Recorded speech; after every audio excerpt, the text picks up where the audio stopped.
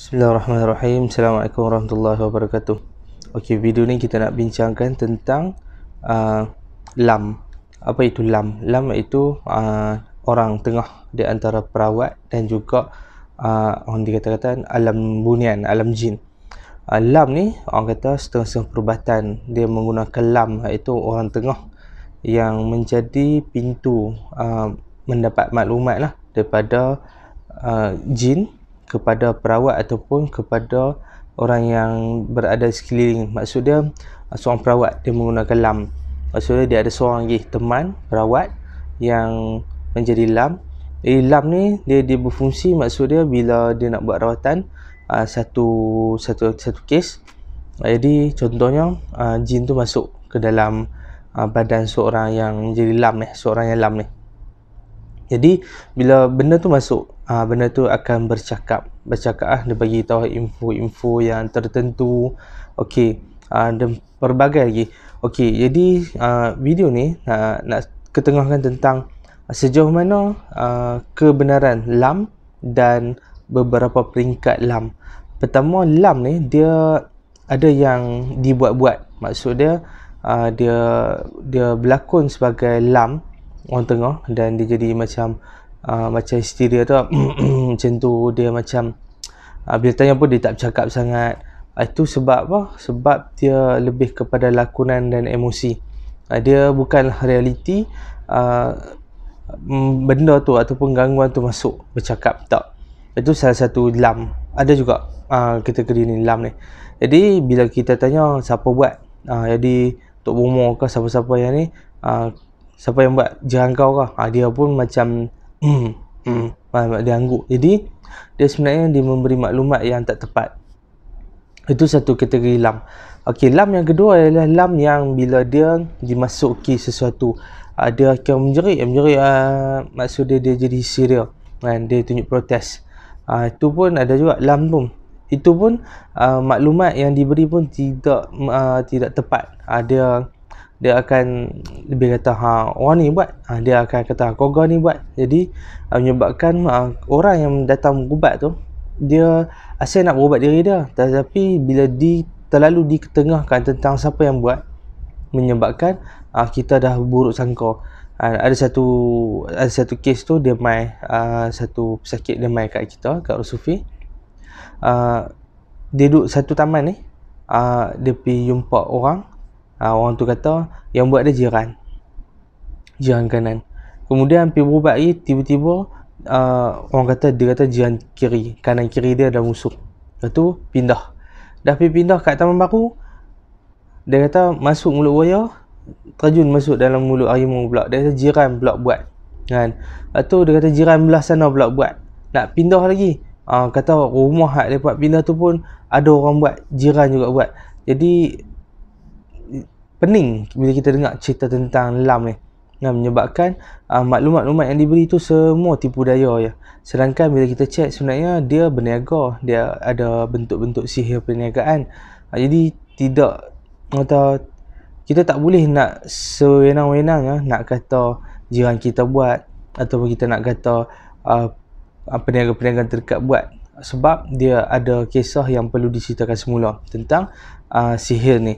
Okey, ni tentang lam saja. Jadi lam yang ketiga iaitu lam yang dia dimasuki oleh jin, ataupun dia dengan jin adalah orang kata sebati bersama. Jadi bila datang sakit, orang tengah lam ni dia akan bercakap dengan dia punya pendamping dia. Jadi pendamping dia tu, maksud dia orang ni contohnya saya ni lam. Jadi pendamping tu jin masuk dalam diri. Jadi jin yang menjadi teman kepada lam ni, orang yang jadi lam ni akan berinteraksi, menceritakan tentang apa yang berlaku kepada orang tu, berdasarkan jin yang berada dekat pesakit tu. Jadi jin dia akan berinteraksi dengan jin dan akan memberi maklumat kepada kita. Sebab tu kadang-kadang lam ni dia ambil masa untuk bercakap.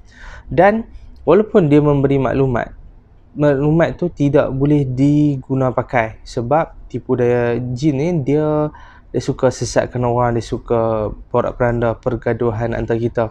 Jadi mengambil maklumat, mengambil info daripada lam tu, kita tidak boleh menjadikan satu hujah dalam perubatan ataupun menjadi hujah untuk menuduh orang-orang tertentu, melainkan banyak maklumat yang kita alami, tindak tanduk kehidupan kita, ataupun kita mendapat petunjuk, ataupun kita memang ada sah bukti yang orang tu buat, bolehlah kita berhati-hati dengan orang tu. Maksudnya berhati-hati dengan individu tersebut.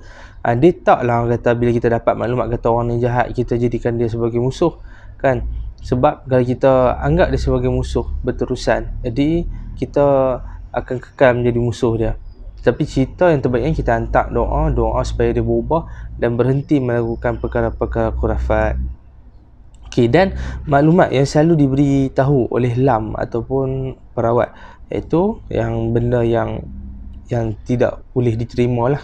Kami dari sudut rawatan arwah sufi, kami tidak boleh menerima maklumat tentang bila pergi berubat tak lega, 2-3 hari lepas tu dia tahu sakit balik, ni dia tambah, lepas tu 2-3 hari dia ni pergi tambah, dia pergi ulang balik, pergi buat lagi.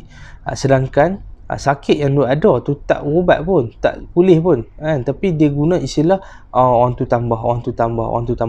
Okey, melainkan kalau kita dah buat rawatan, dalam proses rawatan tu kita dah pulih, lebih kurang sekurang-kurangnya 6 bulan ke setahun, lepas tu kita sakit balik ataupun sakit yang lain tetapi melibatkan gangguan juga, kemungkinan itu adalah orang kata buku baru, cerita baru tentang sakit yang baru.